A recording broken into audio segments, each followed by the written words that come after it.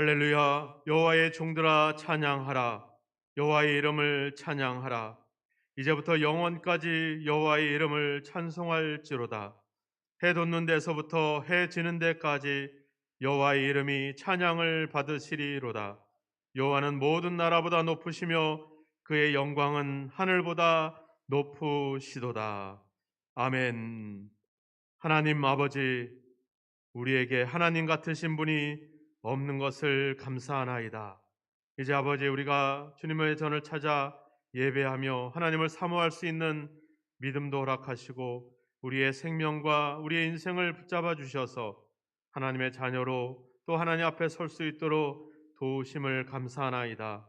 이 시간도 마음껏 노래하며 하나님을 예배하는 저들의 예배를 흠양하시고 하늘의 문을 열어 하늘의 복을 더하여 주옵소서. 모든 예배와 영광을 하나님께 올리오며 예수 그리스도의 이름으로 기원하옵나이다. 아멘.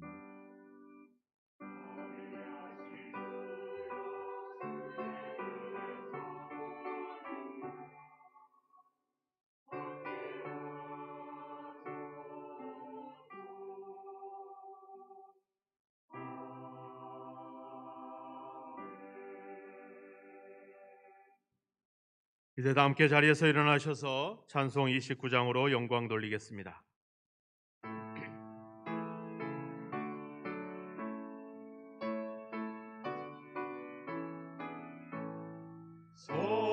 성도여 다 함께 할렐루야 아멘. 주 찬양하여라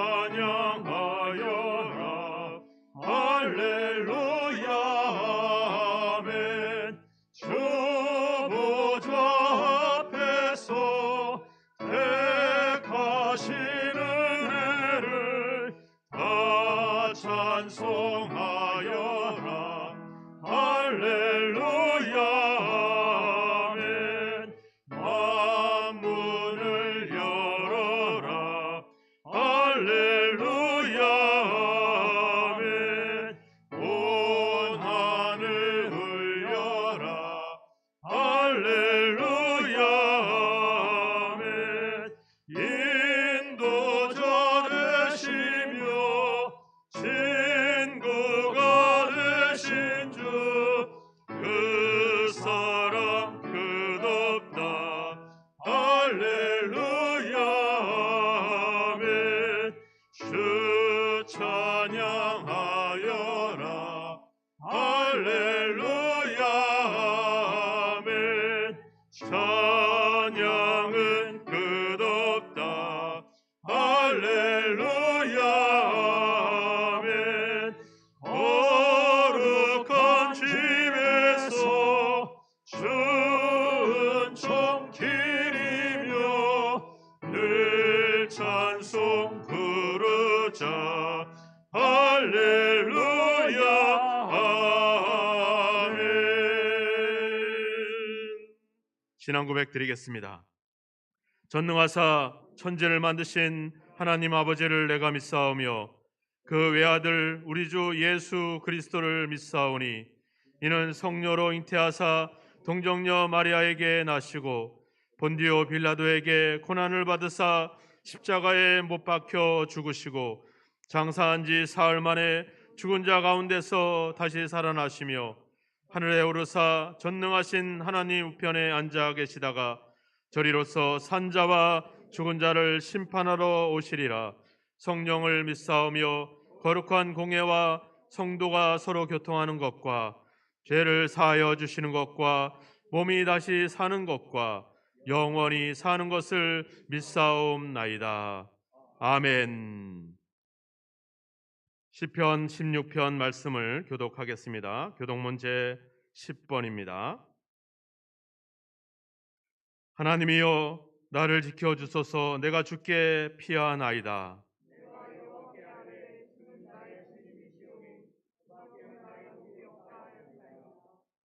땅에 있는 성도들은 존귀한 자들이니 나의 모든 즐거움이 그들에게 있도다. 나는 그들이 드리는 피의 전제를 드리지 아니하며 여호와는 나의 산업과 나의 잔의 소득이시니 나의 분깃을 지키시나이다.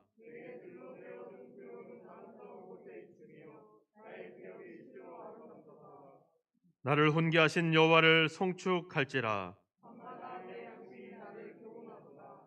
내가 여호와를 항상 내 앞에 모시며 아멘. 자리에 앉아 주시고요. 278장 찬양 후에 김옥경 어사님께서 예배를 위해서 기도해 주시겠습니다.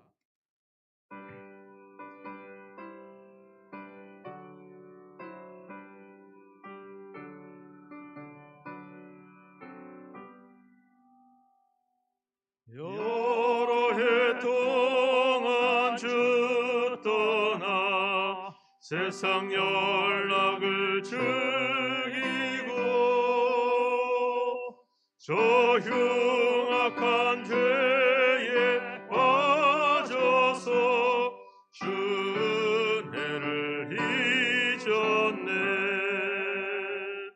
오 사랑의 예수님, 내 맘을 고엽니다. 곧 들어와 나와 함께하며 내 생명이 되소서. 죄악의 죽은 인생을 심히 불쌍히 여기사 저 하늘의 영광 버리고 이 세상에 오셨네. 오 사랑의 예수님,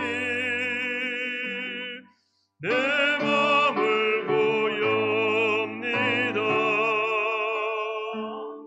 곧 들어와 나와 함께하며 내 생명이 되소서. 공포를 입은 구주는 다시 면류관 쓰시고 저 십자가 높이 달리사 그 아픔을 참았네. 오 사랑의 예수님, 내 맘을 고엽니다. 곧 들어와 나와 함께하며 내 생명이 되소서. 미련한 우리 인생은 주의 공로를 모르고 그 쓸쓸한 사막 가운데 늘 헤매고 다녔네. 오 사랑의 예수님, 내 맘을 고엽니다. 곧 들어와 나와 함께하며 내 생명이 되소서. 아멘.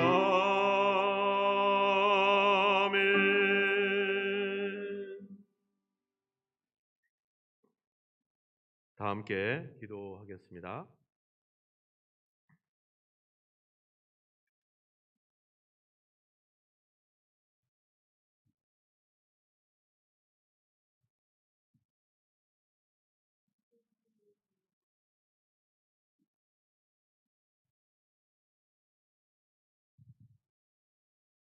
은혜 가운데 한 주간을 지켜주시는 하나님 아버지, 오늘 저에게 주님의 거룩한 주의를 허락하여 주시니 감사합니다. 이렇게 주님 성전에 나와 찬양과 경배를 드릴 수 있도록 하여 주심 또한 감사합니다. 아버지 하나님, 이 시간 이 예배가 신령과 진정으로 드리는 예배가 되게 하시고 연약한 저희들을 하나님께서 사랑하여 주심으로써 하나님의 백성으로 삼아주시니 참으로 감사와 찬미를 드리옵니다. 사랑의 주님, 하나님이 사랑과 권능과 자비하심이 이 땅에 나타나게 하시고 하나님의 선하심과 인자하심을 전파하여 소망 중에 기뻐하는 믿음의 삶을 살게 하옵소서. 오직 주님만을 바라보며 영원한 것을 사모하는 삶이 되게 하옵소서. 아버지 하나님, 언행을 바르게 하고 중심을 갖고 말씀대로 살게 하옵소서. 늘 주님 말씀 안에서 영적으로 성장하고 발전할 수 있도록 하여 주시옵소서. 아버지 하나님, 교만을 멀리하고 겸손으로 섬길 수 있는 마음을 허락하사 주님 안에서 주님 뜻대로 살게 하옵소서. 오늘 주님 5월의 감사의 달에 다음 주는 청년부 주체로 전교인 찬양대회가 있습니다. 아버지 하나님, 준비하는 청년 모두가 하나님께서 귀에 쓰시고 명철과 지혜를 주사 주님 뜻 안에서 믿음의 청년들로 거듭나게 하옵소서. 그 삶을 기뻐받아 주시옵소서. 또 준비하는 각 기관마다 감사와 기쁨으로 한마음 되기를 소망합니다. 준비하는 과정에서 예수의 향기가 나타나게 하시고 그 과정에서 감사로 일관하게 하여 주시옵소서. 아버지 하나님, 오늘 몸이 아파 못 오시는 우리 성도님, 치유자신 주님이 함께 하시길 기도합니다. 또 말씀 전하실 우리 목사님, 능력에 능력을 더하사 살아계신 하나님을 증거하는 시간 되게 하시고 강건하게 하옵소서. 그 말씀을 사모하는 저희가 되게 하옵소서. 아버지 하나님, 또한 할렐루야 찬양대에서 기도합니다. 모든 수고와 영광을 받아주시고 또한 예배를 위해 수고하시는 우리 예배원님들 복의 복을 주시옵소서. 아버지 하나님, 오늘 하루 주님과 동행하게 하시기를 빌고나며 이 모든 말씀을 우리를 구원하신 예수 그리스도의 이름으로 기도하옵나이다. 아멘.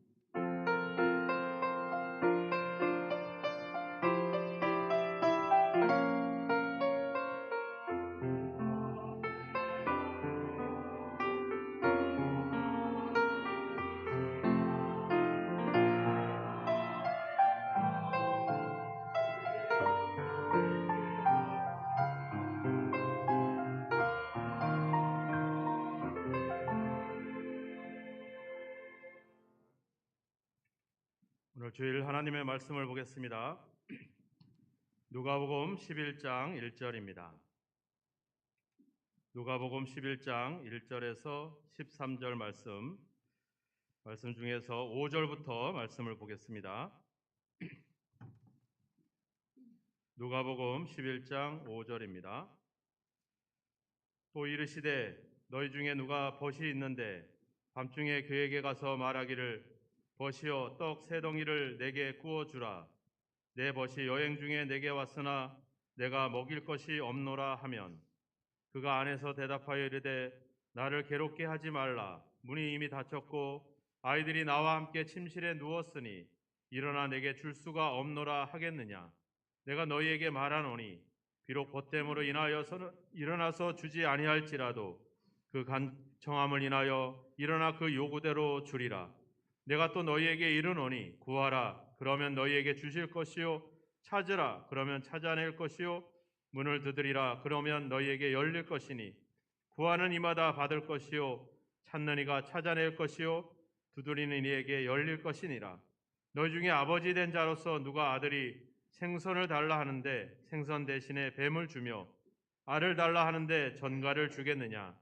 너희가 악할지라도 좋은 것을 자식에게 줄 줄 알거든 하물며 너희 하늘 아버지께서 구하는 자에게 성령을 주시지 않겠느냐 하시리라. 아멘. 이 시간에 고난 내 영혼 편히 쉴 곳과 찬양으로 우리 할렐루야 찬양대에서 영광을 돌리겠습니다.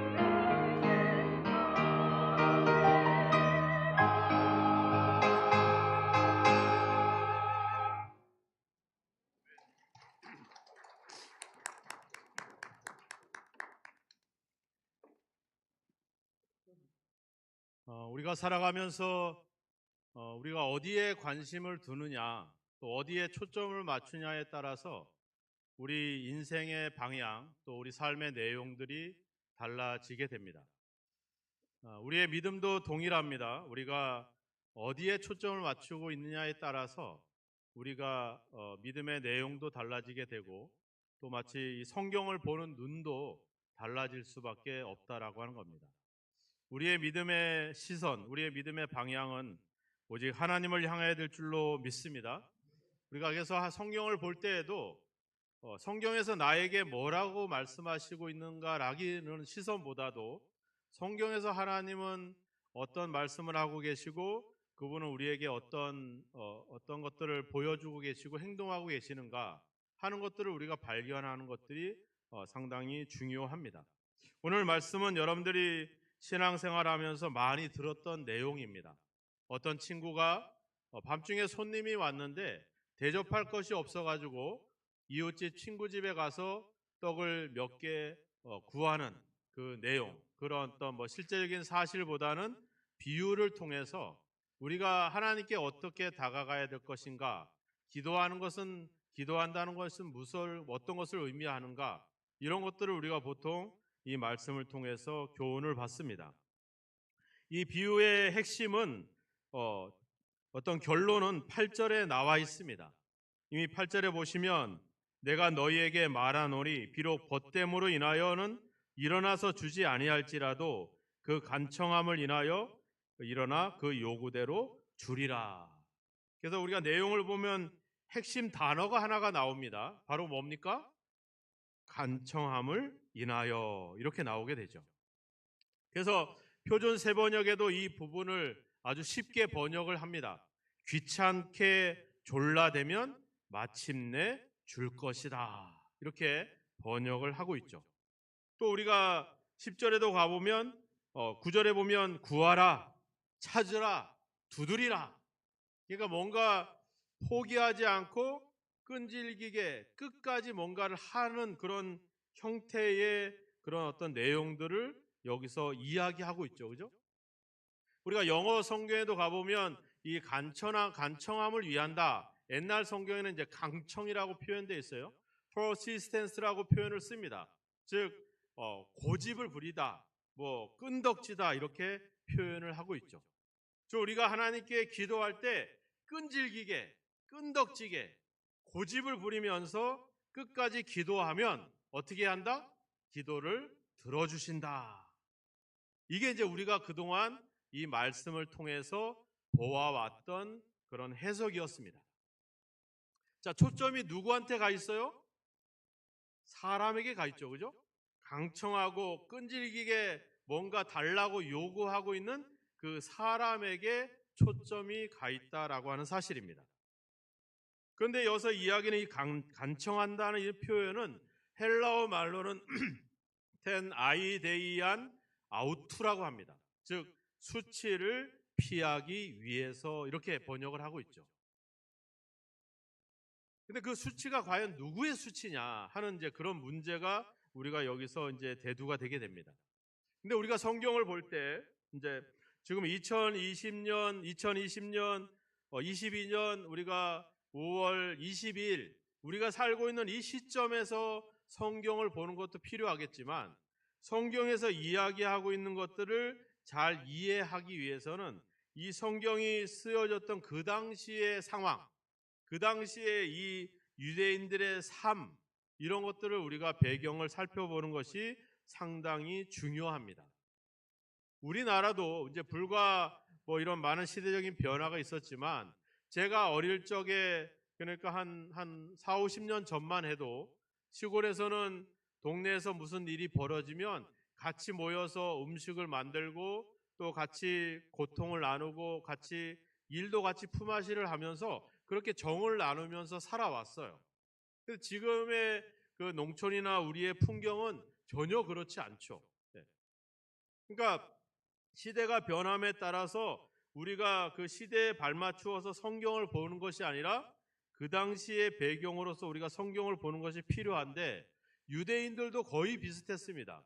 그들도 늘 공동체의 어떤 같이 공동체 의식을 가지고 살아왔던 것이 유대인들의 삶이었어요. 지금도 그들은 그런 생각들을 갖고 있습니다. 근데 그 유대인들이 가장 소중하게 여기고 있는 것이 있는데 그것이 바로 명예입니다. 명예. 그 공동체가 어떤 갖고 있는 어떤 그 명예를 지키기 위한 것. 말하자면 외부에서 손님이 오면 그 손님은 자신들 개인의 손님이 아니라 마을의 손님처럼 여겼다라고 하는 겁니다. 그래서 그 손님이 환대를 받고 대접을 받고 그렇게 갈 수 있도록 서로 도와주는 그런 분위기들이 유대인들 그 공동체 속에 있었다라고 하는 것이죠. 근데 우리는 그동안에 이 성경을 볼 때 그들의 유대인들의 생각과 이 누가복음이 기록되어 있었던 그 당시의 상황으로 해석을 하지 않고 우리가 살고 있는 삶의 모습으로 성경을 해석을 하기 시작하는 거죠. 서구적인 이 생각은 이런 공동체 의식이 아니라 개인이 중심이 되는 것이 서구적인 해석입니다. 그러니까 개인 중심으로 성경을 보다 보니까 이걸 대접하고 빵을 빌려주고 이런 어떤 공동체의 활동보다는 그것을 간절히 문제를 해결받기 위한 개인의 행동에 초점을 맞추게 되어 있을 수밖에 없죠. 그래서 이 아나데이아라고 하는 이 해석을 이 라틴 성경, 그 당시에 라틴 성경의 번역으로 바로 간청하다, 강청하다 이렇게 번역을 했다라고 하는 사실입니다. 유대인들의 시점에서 해석하지 않고 서구적인 해석으로 이 성경을 해석하게 되는 거죠. 생각해 보세요. 한밤중에 자고 있는데 누가 문을 두드리면서 뭐를 갖다 주는 것도 아니고 뭐를 달라고 요구를 합니다. 여러분들 어떻게 하겠어요? 밤중에 자고 있는데 와서 두들기면 이게 너무 반갑습니까? 목사가 두들겨도 짜증이 나요. 이게 저렇게 뻔뻔할 수가 있을까? 남들 생각하지 않고 자고 있는 이 시간에 어제 밤새도록 저 옆집에 있는 개가 계속 짖었어요. 왜 짖었는지 모르겠어. 새벽 기도 하는데 찬송을 부르니까 같이 찬송을 부르더라고. 짖어대면서. 뭔 사연이 있는지는 모르겠는데 개는 개니까 이해를 해요. 근데 사람이 이웃의 형편과 그의 상황을 이해하지 않고 자기의 필요를 채우기 위해서 문을 두들긴다. 그것도 한밤중에. 이게 얼마나 짜증이 나겠어요. 저희들도 시골에 목회하다 보니까 이분들이 막 5시, 6시 되면 다 일어나서 돌아다니시는 거야. 그러니까 목사도 돌아다니겠거니 하면서 그냥 두들기지도 않고 현관문을 막 열어 제킵니다. 그래서 다 제가 번호키로 바꿔버렸어. 못 열게. 예, 이게 생각해보면 자기의 삶의 스타일과 일정에 맞추어서 상대방을 자기의 상황에 맞추게 되는 거니까 이게 짜증이 나는 일입니다. 근데 기도하는 사람이 그런 뻔뻔함으로 해야 된다는 거야. 그런 수치를 무릅쓰고 뻔뻔하게 하나님께 그렇게 간절히 기도해야 된다. 성경에 뻔뻔하게 기도하십시오. 이렇게 성경을 써놓으면 얼마나 성경의 권위가 떨어집니까? 그죠? 그러니까 강청을 하십시오. 끈질기게 기도하십시오. 이렇게 이제 의역을 하게 되는 것이죠. 근데 여전히 초점은 기도하는 사람, 여전히 초점은 자기의 문제를 해결받기 위해서 뭔가를 구하는 사람에게 초점이 있다라고 하는 겁니다. 이게 우리 신앙의 문제를 가져오기 시작했던 거죠. 우리의 기도를 내가 기도함으로 인해서 내가 기도라고 하는 것에다가 제한 두시지 마시기 바랍니다. 이건 어떤 인간의 행위를 이야기를 하는 겁니다. 내가 인간의 행위를 함으로 인해서 하나님의 뜻을 내가 바꿀 수 있다라고 하는 이런 어떤 뭔가를 수단처럼 가르치고 해석해 왔던 것이 지금 오늘날 우리의 신앙의 방향이었다라고 하는 겁니다. 그래서 우리는 철야를 하고 금식을 하고 특별한 새벽 기도를 하고 일천번제를 해서 우리는 뭔가 이렇게 끈질기게 간청하고 뻔뻔하게 기도해서 하나님께 받아내야 된다라고 하는 생각들을 갖고 있는 것이죠. 그렇게 해야 됩니다. 당연히 우리가 끈질기게 간절히 하나님께 기도하고 믿음 생활을 하더라도 그런 마음으로 하는 것은 당연한 것이죠. 그런데 문제는 그런 자신의 행위로 말미암아 하나님의 은혜와 하나님의 복이 왔다라고 생각하는 것이 문제가 되기 시작한 겁니다. 그것이 거기서 끝나지 않고 그것이 다른 사람들을 판단하는 기준으로 삼고 시작하기 시작했다는 거예요. 즉 나는 기도해서 은혜를 받았고 믿음이 좋고 내가 잘 먹고 잘 살고 있는 것이고 저 사람은 그렇지 못해서 그렇지 않다. 내가 열심히 봉사하고 섬기고 뭔가 교회를 위해서 내가 기여했기 때문에 이렇게 된 것이고 저 사람은 기여한 것도 없긴 없는데 저러고 있다. 우리의 신앙이 그냥 하나님께 개인적인 관계에서 이렇게 간절함과 끈질김으로 가면 괜찮은데 그런 행위가 다른 사람들을 판단하는 기준으로 자꾸 간다는 거죠. 목회자들도 내가 평생을 교회를 위해서 이렇게 헌신해 왔는데 얼마 전에 서울에서 목사님이 전화를 하셨어요. 신갈 그리스도교회로 갔다며. 네. 왜 우리 교회는 안 가고 거길 갔어? 목사님이 담임으로 안 세우는데 제가 거길 어떻게 갑니까? 이제 그 교회는 작은 교회는 아닙니다. 이제 몇천 명 되는 교회입니다. 목사님 이제 원로가 되셨는데 교회 떠나셨어요? 여전히 그 3층 당회장실에 거기 침대가 있고 거기서 평생을 사셨거든요. 거기에 살고 있대요. 빨리 떠나십시오. 제가 이제 그분한테는 이제 두서없이 막힘없이 얘기를 하는 그런 입장에 있어서 이야기를 합니다. 목사님이 평생 교회를 그렇게 성장시켜 오시고 애쓰셨지만 이제 다음 세대, 다음 목회자에게 넘기시려면 떠나셔야 되지 않겠냐. 그랬더니 제가 너는 여전히 나한테 뼈 아픈 이야기를 하는구나. 이런 식의 이제 이야기들을 하시더라고요. 의식이 내가 그렇게 수고하고 땀 흘리고 그런데 사람들이 알아주지 않아요. 얼마나 속상해요. 얼마나 괴로워요. 우리가 아까 찬양을 불렀잖아요. 여러 해 동안 주 떠나 세상 연락을 즐기고 그 마지막 절에 가보세요. 뭐라고 얘기해요? 미련한 우리 인생은 주의 공로를 모르고 그 쓸쓸한 사막 가운데 늘 헤매고 다녔네. 왜 헤매고 다니는 거예요? 내가 이렇게 고생하고 끈질기고 이렇게 내가 체면을 구기면서까지 이렇게 해왔는데 인정하지 않고 보상이 없고 대가가 없고 은혜가 없고 아무것도 없는 거야. 이게 얼마나 공허한 거예요. 사람들이 우리를 인정해 주지 않아 봐요. 그보다 더 공허한 게 어디 있겠어요. 근데 우리의 초점이 하나님의 은혜와 하나님의 공로에 있지 않고 우리에게 있게 됐을 때 그런 문제들이 생길 수밖에 없는 것이죠. 오늘 말씀을 잘 보세요. 뒷부분에 가보면 이제 정리가 되잖아요. 구하는 이가 받고 하면서 너희 중에 아버지 된 자가 아들에게 좋은 것을 주지 않겠느냐. 악한 자라도 좋은 것을 주지 않겠느냐. 하늘 아버지께서 성령도 주시지 않겠느냐. 초점이 누구한테 가 있어요? 주는 분에게 가 있다라고 하는 겁니다. 구하는 사람에게 있지 않고 주는 분에게 가 있다는 거죠. 떡을 달라고 하는 친구에게 있지 않고 떡을 주는 사람에게 있다라고 하는 겁니다. 30년 동안 이 중동의 문화적인 배경을 연구해왔던 베일리라고 하는 신학자가 그렇게 이야기합니다. 이 비유를 수치와 부끄러움과 체면을 생명처럼 여기는 중동 문화 배경에서 이해하지 않고 철저히 개인 중심을 강조하는 서구 문화의 배경에서 해석하려고 한다라고 이 해석의 문제점을 지적을 했습니다. 그들은 고대의 이 유대인들의 상황은 한 가정의 결혼식을 하면 그 가정의 결혼식이 아니라 마을의 결혼식이 됩니다. 우리나라도 예전에 그랬죠. 네. 한 마을을 방문하는 사람은 개인의 방문자가 아니라 마을의 방문자가 되는 거예요. 어떻게든지 그 사람 찾아온 손님들을 환대하고 그래서 잘 대접하려고 서로 도움을 주는 그런 공동체가 바로 이 유대 공동체였다라고 하는 사실입니다. 마을에 손님이 왔는데 그 손님을 그 도움을 거절한다라고 하는 것은 있을 수 없는 일인 거죠.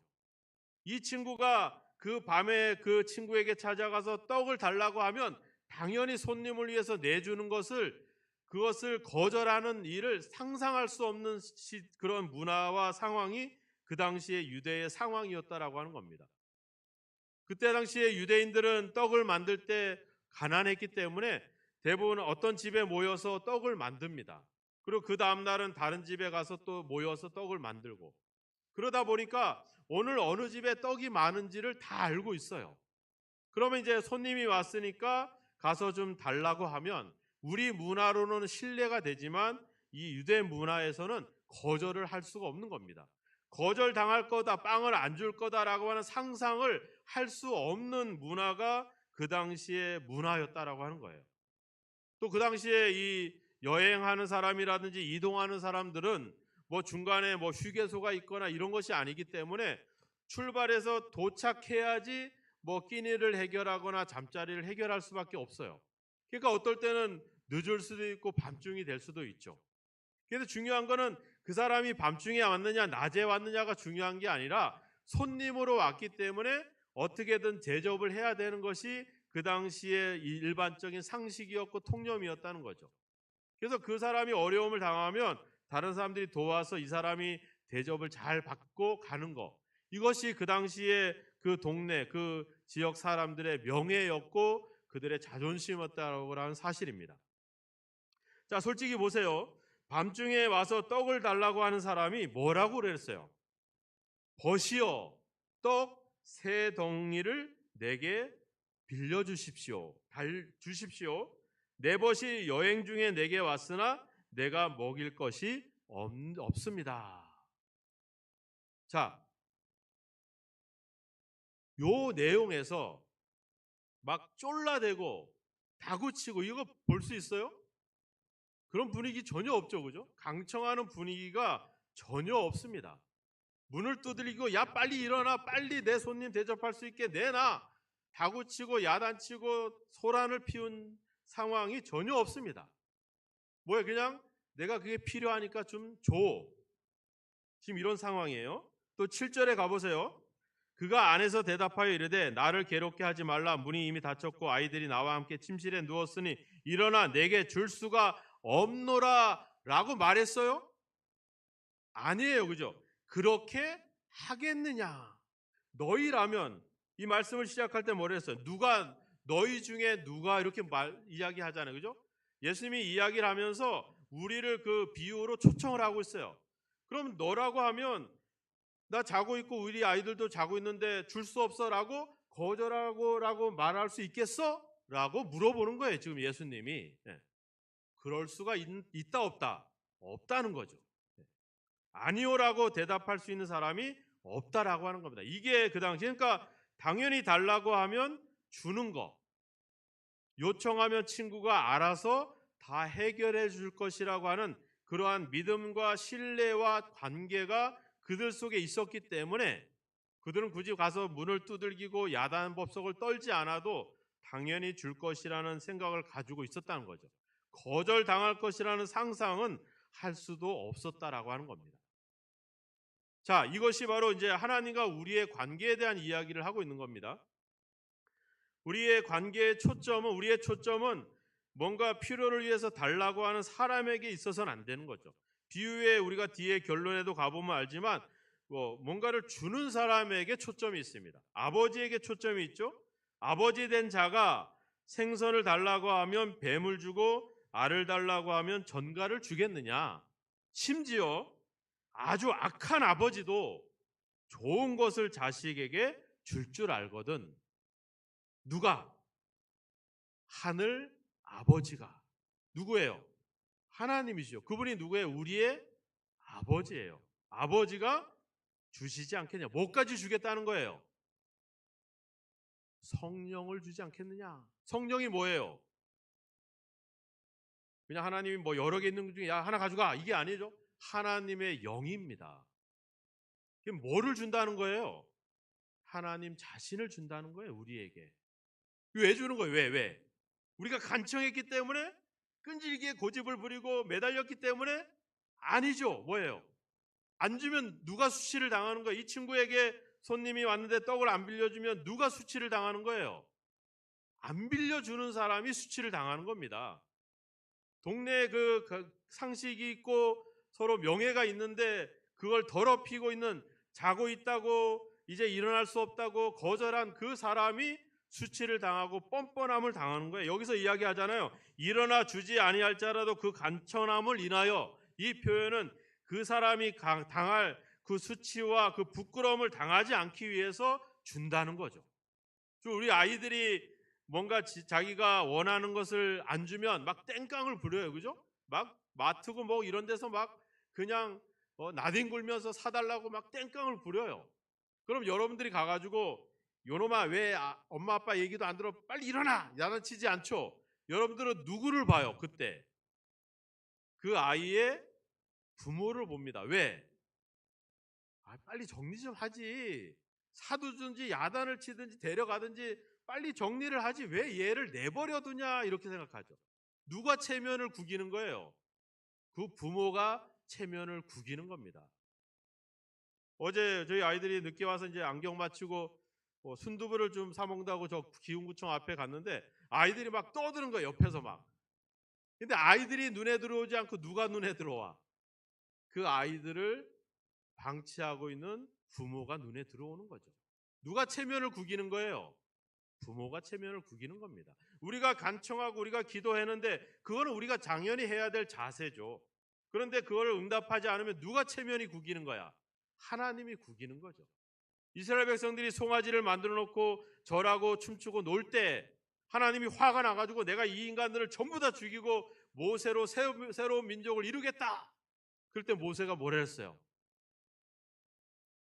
하나님 체면이 있지. 그죠? 그렇게 얘기하잖아요. 쉽게 얘기하면. 아니 하나님이 하나님의 백성이라고 말하면서 이 백성을 여기까지 데려오지 않았습니까? 여기서 죽이면 누가 체면이 구기는 거야?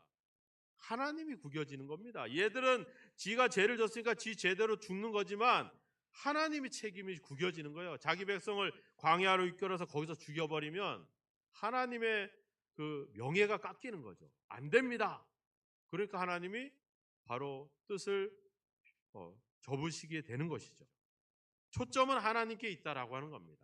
그분의 명예와 그분의 영광을 위해서 그분은 우리에게 응답을 해 주신다. 이것이 오늘 이 관계의 초점이라고 하는 겁니다. 우리가 하는 행위에 초점이 있는 것이 아니라 하나님과 우리의 관계, 그리고 이 친구가 그 친구를 신뢰하면서 찾아왔던 그 신뢰의 관계, 거기에서 이 초점이 있는 겁니다. 기도라고 말하고 있지만 실제로 우리가 하나님에 대한 믿음도 동일합니다. 우리가 뭔가 행위를 함으로 인해서 내가 얻어지거나 만들어낸 것이 아니라 그분의 스스로의 영광을 위해서 만들어냈다라고 하는 것. 우리에게 그 은혜를 주셨다는 사실을 우리는 잊지 않아야 됩니다. 그래서 우리는 하나님의 은혜 앞에 믿음이나 이 기도의 응답 앞에 우리가 자랑할 것이 아무것도 없는 거예요. 내가 기도했다, 내가 뭐 철야를 했다, 내가 이렇게 했다 자랑할 것이 하나도 없는 겁니다. 왜? 전적인 하나님의 은혜의 관계에서 이루어진 일들이기 때문에 그렇습니다. 제자들이 예수님과 배를 타고 건너가는데 막 풍랑이 일어나잖아요. 그러니까 제자들이 뭐라고 그래? 아니 지금 잠이 옵니까? 우리가 죽게 됐는데 일어나서 뭔가 행동해야 되지 않습니까? 예수님에게 막 비난을 퍼부어요. 예수님이 뭐라고 그래요? 왜 무서워해? 왜 믿음이 없느냐 이렇게 얘기하죠. 뭐를 얘기하는 거예요? 뭐를 행동하길 바라는 것이 아니라 왜 나를 못 믿어주냐? 왜 내가 함께하고 있는데 왜 나를 신뢰하지 못하느냐? 내가 저편으로 가자고 말하지 않았어. 그러면 가면 돼. 중간에 어떤 위험이 만나고 죽음이 닥쳐와도 포기하지 말고 가면 돼. 왜? 내가 가자고 했으면 가는 거야. 우리 그렇게 그분을 신뢰하고 그분의 관계를 믿고 가면 되는데 우리는 자꾸 뭔가를 행동하길 바라고 나중에 뭐라고 그러겠어요? 봐, 내가 예수님을 깨워가지고 이렇게 우리가 안전하게 갈 수 있는 거 아니었어? 그러니까 내가 좀 더 높은 자리에 앉아야 되는 거 아니야? 이렇게 지들끼리 막 쌈박질하고 이렇게 되는 거죠. 우리가 올 한해 전심전력하자고 했잖아요. 우리의 믿음의 성숙함을 나타내자고 했잖아요. 그럼 우리의 초점이 그 꼬린 지점에 가 있어야 돼요. 우리가 그 일을 그 영광에 우리의 초점이 가 있어야 된다. 사람이 아니라 거길 보고 달려가야 되죠. 뒤돌아보고 옆 사람 바라보고 사람 바라보면 늦어지고 뒤처지고 다른 길로 갈 수밖에 없습니다. 우리는 초점 하나님을 향해서 계속 가야 된다는 거죠. 오늘 그 이야기를 기도라고 하는 것을 통해서 우리에게 말씀을 하고 있습니다. 우리가 끈질기게 간절히 기도하는 것은 당연한 믿음의 자세입니다. 하지만 그것이 우리의 하나님의 응답을 이끌어내는 조건이 아니라고 하는 겁니다. 인간의 행위를 통하여 하나님이 어느 정도 하나님을 조정할 수 있다라고 생각하는 것은 오산입니다. 응답의 조건은 우리에게 있지 않고 응답해 주시는 그분에게 있다는 것. 근데 그분이 우리의 아버지라는 것. 그래서 어떻게 하는 거예요? 밤중에라도 내가 죄를 졌어도, 내가 하나님 앞을 욕되게 했어도 아버지기 때문에 가서 밤중에라도 달라고 요청할 수가 있는 거죠. 그 관계 때문에, 그 신뢰 때문에. 그걸 우리가 가져야 된다라고 하는 사실입니다. 스바냐 3장 17절 말씀을 한번 볼까요? 이렇게 말씀합니다. 그가 너로 말미암아 기쁨을 이기지 못하시며 너를 잠잠히 사랑하시며 너로 말미암아 즐거이 부르며 기뻐하시리라. 우리가 행동해서가 아닙니다. 그냥 우리 존재 자체를 하나님이 기뻐하신다라고 하는 겁니다. 우리 자녀들이 여러분들에게 좋은 선물을 갖다 주고 용돈을 많이 줘서가 이뻐서 아니잖아요. 그냥 내 자녀이기 때문에 이쁜 겁니다. 이 관계가 하나님과 우리의 관계에 있다라고 하는 겁니다. 우리가 간절히 뭔가를 행해서가 아니라 그분이 우리의 아버지이기 때문에, 하나님이 우리의 아버지이기 때문에 그 관계로 우리가 무엇을 구해도, 땡깡을 부려도 하나님은 우리에게 응답을 주신다라고 하는 사실입니다. 그래서 우리가 뭔가를 했다라기가 아니라 그분이 나의 어떠한 관계에 있으며 우리가 그분을 신뢰함으로, 이 밤중에 친구가 그 친구를 신뢰함으로 찾아왔던 것처럼 우리가 하나님을 신뢰하고 하나님께 맡긴다면 우리의 응답, 우리에게 임하는 은혜가 넘치게 될 줄로 믿습니다. 여러분들의 초점을 사람에게 두지 마십시오. 이웃에게 두지 마시고 다른 사람에게 두지 마시고 하나님께 두시기 바랍니다. 그분이 나와 어떤 관계인가? 바로 나의 아버지 되신다는 사실을 기억하시고 그분 앞에 주저하지 말고 그분 앞에 구하시고 그분을 신뢰하시고 그분에게 맡기신다면 이 이상의 놀라운 역사가, 하나님께서 약속했잖아요. 성령을 주시지 않겠느냐, 하나님의 전부를 주신다라고 하는 이야기입니다. 그런 은혜가 여러분들에게 경험되어지기를 주의 이름으로 축원합니다. 그 하나님이 여러분들의 아버지이심을 잊지 마시고 그 하나님께 초점을 두고 믿음으로 달려가시는 저와 여러분이 되기를 주님의 이름으로 축원합니다. 기도하겠습니다.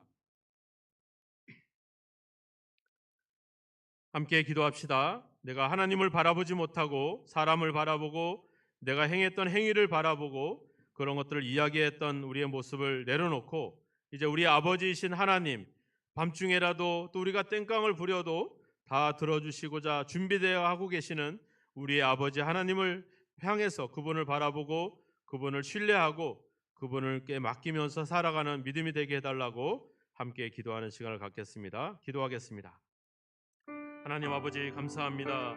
우리 아버지이심을 잊었습니다. 우리가 뭔가를 한 것처럼 자랑했었습니다. 우리가 이루어온 것을 아버지 이야기했고 그런 것을 가지고 남을 판단했으며 비난했었습니다. 아버지 그것을 기준으로 아버지 옳고 그름을 또 많고 적음을 우리가 논했었습니다. 하나님 용서하소서. 은혜로서 우리를 자녀로 삼으신 그 크신 아버지의 사랑으로서 하나님 스스로의 영광과 하나님 스스로의 아버지 명예를 위해서 우리에게 주신 것들을 우리가 아버지 잃어버리고 우리가 행한 것인 양 자랑했던 것들을 용서하여 주옵소서.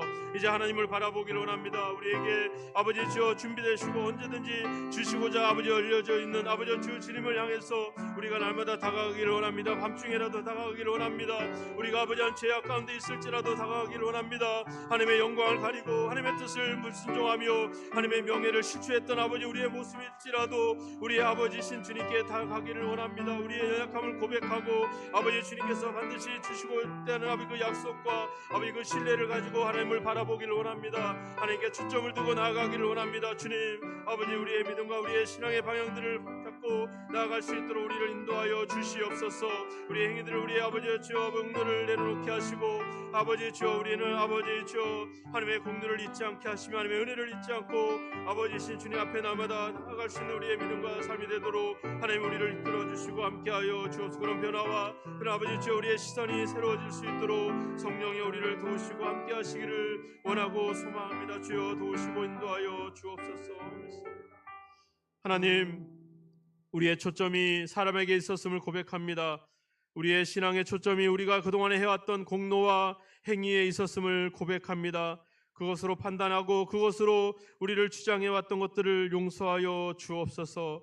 아버지 우리를 자녀로 삼아주시고 우리가 언제든지 구할 때마다 주시고자 준비하고 계시는 그 하나님의 그 사랑과 그 은혜를 아버지 잊고 우리의 공로인 양 이야기했던 우리의 모습을 회개합니다.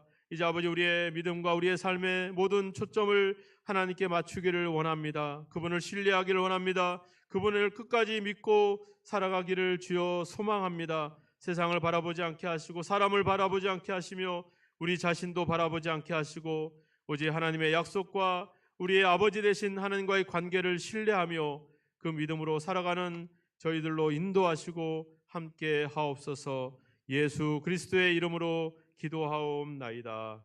아멘. 찬송 393장입니다.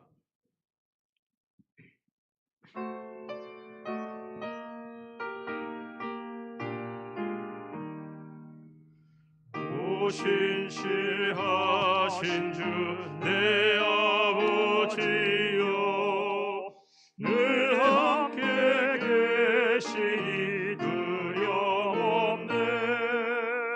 그 사랑 연찬코 날 지키시며 어제나 오늘이 한결같네. 오 신실하신 주, 오 신실하신 주, 날마다 자비를 베푸시며 일용할 모든 것 내려주시니 오 신실하신 주, 나의 구주. 봄철과 또 여름, 가을과 겨울, 해와 달 별들도 다 주의 것, 만물이 주 영광 드러내도다.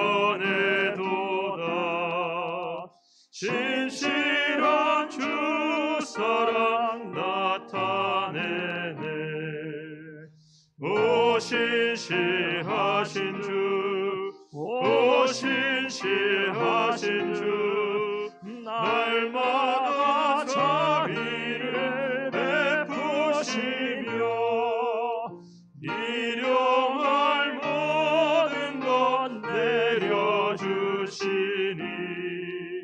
오 신실하신 주, 나의 구주. 내 죄를 사하여 안위하시고 주 친히 오셔서 인도하네. 오늘의 힘내고 내일의 소망 주만이만 복을 내리시네. 오 신실하신 주, 오 신실하신 주, 날마다 자비를 베푸시며 일용할 모든 것 내려주시니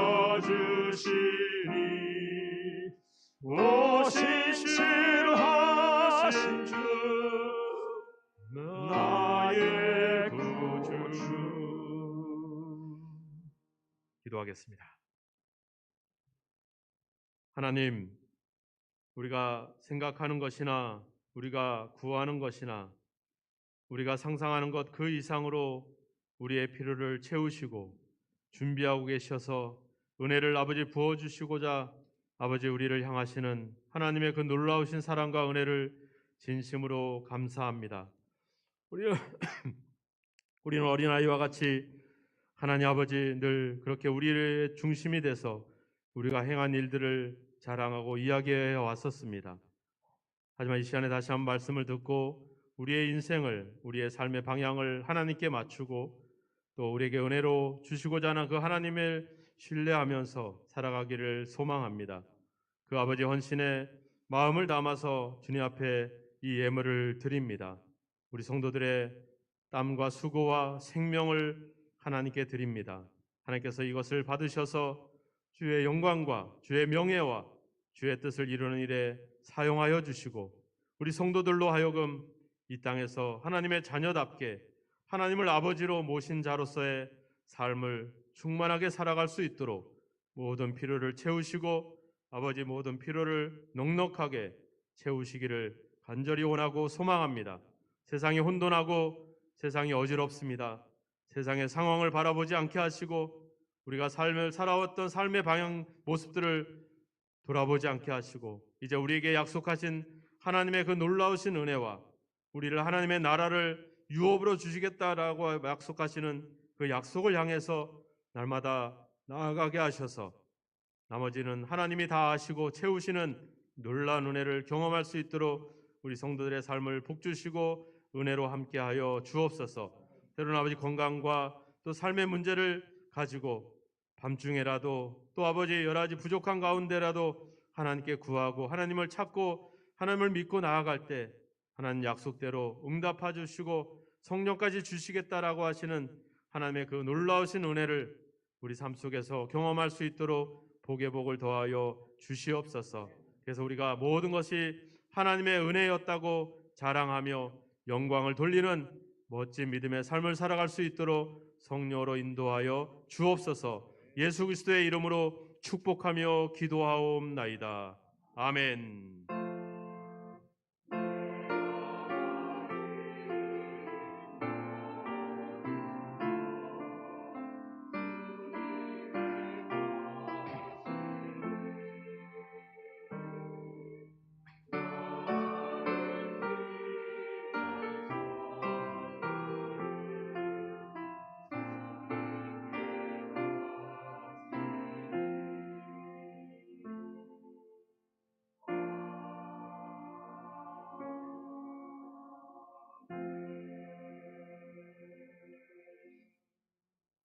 교회 소식 알려드리겠습니다. 우리 청년부 주최로 정교인 찬양대회가 준비되어 있고 한 15팀 이상 이렇게 또 많이 참석을 해주셔서 너무나도 감사드립니다. 다음 주일 예배를 마치고 바로 찬양대회도 같이 진행이 됩니다.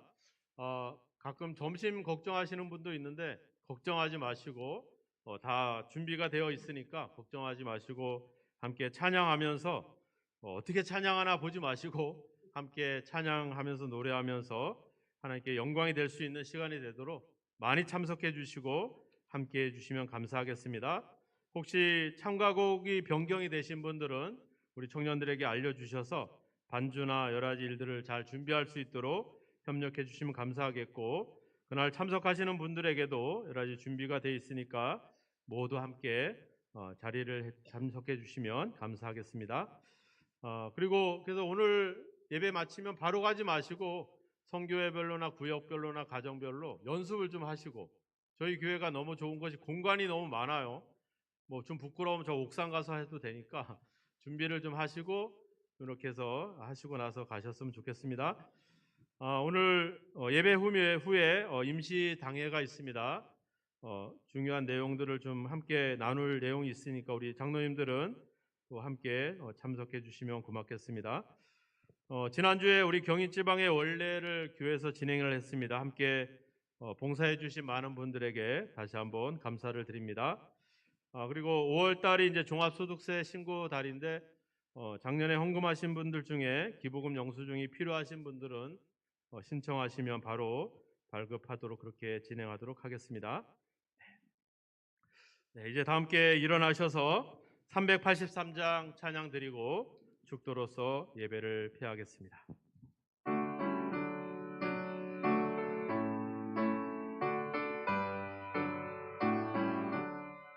눈을 들어 산을 보니 도움 어디서 오나 천지 지은 주 하나님 나를 도와주시네 나의 발이 실족 않게 주가 깨어 지키며 택한 백성 항상 지켜 길이 보호하시네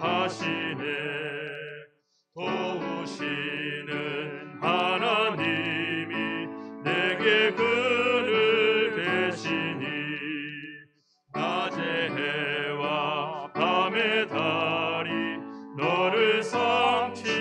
않겠네.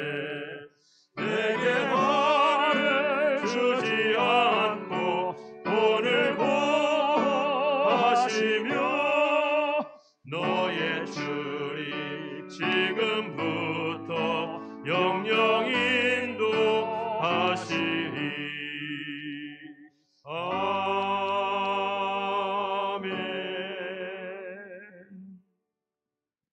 지금은 하나님의 뜻에 초점을 두고 십자가에 죽기까지 그 뜻을 이름으로 우리의 구원을 완성하신 예수 그리스도의 크신 은혜와 우리를 자녀로 삼아주시고 언제든지 또 무엇을 구하든지 응답하시고자 준비하고 계시는 우리 아버지 하나님의 놀라우신 사랑하심과 우리가 하나님을 신뢰하고 하나님께 맡기며 하나님과의 관계를 기억하고 담대히 하나님께 나아갈 수 있도록 우리를 도우시는 성령님의 감화감동 역사 인도하심이 이제 사람이 아니라 하나님께 초점을 두고 하나님을 향해서 하나님을 신뢰하며 하나님을 아버지로 삼고 믿음으로 살길 원하는 우리 모든 성도들 위해 저들의 삶의 현장 가운데 가정과 자녀들 위해 몸된 교회와 이 나라 이 민족 위에 영원히 함께 하시기를 예수 그리스도의 이름으로 간절히 축원하옵나이다.